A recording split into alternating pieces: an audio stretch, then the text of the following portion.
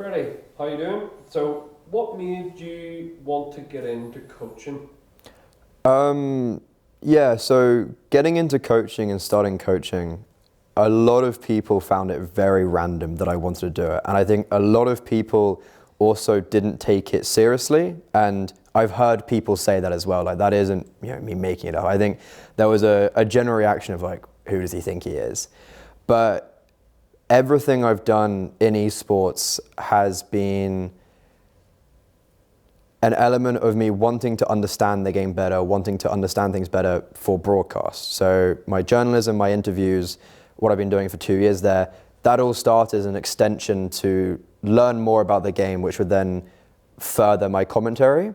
And yeah, that's pretty much why I got into coaching. I just kind of was like, I've always wanted to coach. I've always thought it was a really cool philosophy. And then the reason why I then started coaching Belfast Storm was because Nem, I've known him, he was maybe one of the first people I ever met in UKCS. And I think I was just pugging with him, Dexy, Cass, and Finn was on holiday, so they weren't pracking, so I was just their fifth. And I was like, do you lads need a coach? And they were like, yeah, if you want to come. So Nem's gone from teaching me to now me teaching him. And in terms of coaching level, most people get into coaching, even in traditional sports, you start you volunteer obviously, and you start at a low level. Do you think this is a reasonable level you come into sort of coaching, or what's your feelings on that? So when I started coaching, I had an expectation of a level I wanted to coach at. People don't know this, but I actually did do a month with this team called Blue Jays Ember. People know Blue Jays Royal is the UKCS team that's now Viperia Academy. So there was other academy and amateur teams, one of them Blue Jays Ember. I did maybe 2, 3, 4 weeks with them. Nothing really ever got started, but they were intermediate level. And if I started coaching and putting effort in, for me, I think it would always have to be a team like Belfast Storm, a team that's in ESCA main, that's playing for playoffs, and is at a minimum UKIC Div 1 playoffs level. And I think, yeah, that's pretty much it. Like, I had an expectation of, I didn't want to coach an open team. How do you feel you have adjusted to it all? Starting off coaching, not afraid to admit it, I was awful. I don't think I really knew what I was doing. I was trying to do too much, so I was trying to figure out what to do. And I don't think I was being very effective. Two main things helped me here. Firstly is just time. Talking to Finwee more, you just settle in and you start figuring out what you need to do. Secondly, big up Stoic. A lot of people wouldn't know who he is, which is criminal. He's been an analyst for teams at 2 different majors. He coached, most recently, ITB Academy.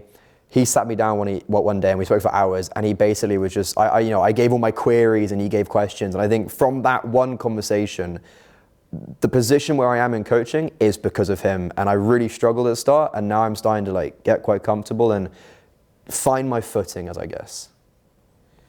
Do you think it'll be a focus for you going forward still? That's a really interesting question of where does coaching, what is the future of coaching for me? Because I've brought up interviews and journalism before. Interviews has become a focus for me in career-wise, being I am aiming to be an interviewer at events. Hasn't formulated, but that's an aim. Coaching, it was never an aim to be a coach. I was always doing it as an extension of knowledge, as I mentioned. But then, firstly, I've really enjoyed it. It itches that competitive, it itches my competitive itch I have, and it's like, this is great. And then also, we're in the finals of UKIC.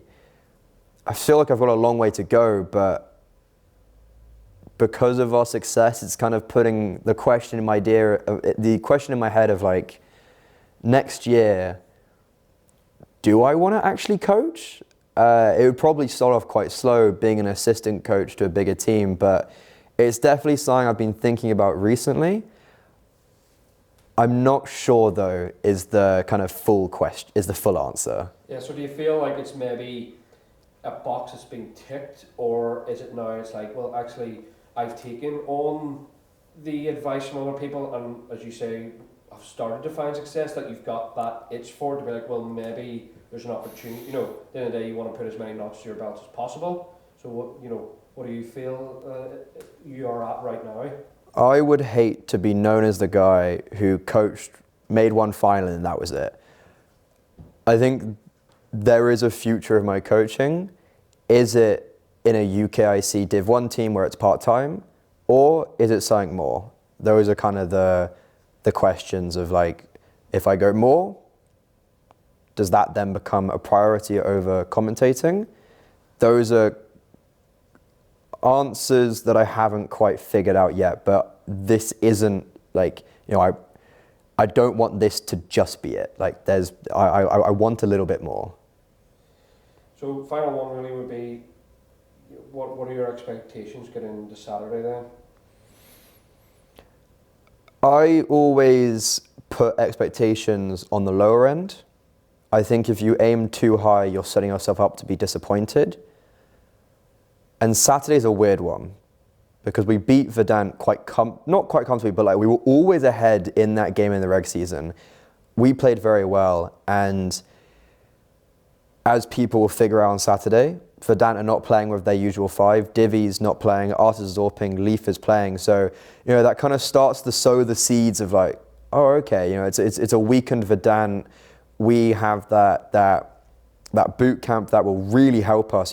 For some teams, one day a boot camp won't do anything, but for a team that's never boot camp before, that's gonna like accelerate our progression so much higher.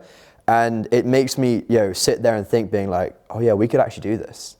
And I think it would be, even getting here was one of the great achievements of my career. And I've done all the stuff in commentating and all that other stuff. And this for me is still like probably one of my greatest achievements. And I think if we do win, that would probably be my greatest achievement. And I think we have a very legit chance of lifting that trophy, and holy shit, would that shut up a lot of people. And I don't think anyone would have ever expected that. Yeah, that was a really good way to end it, I think. Yeah, really good outro. 100%. Yeah, Yeah, it's great.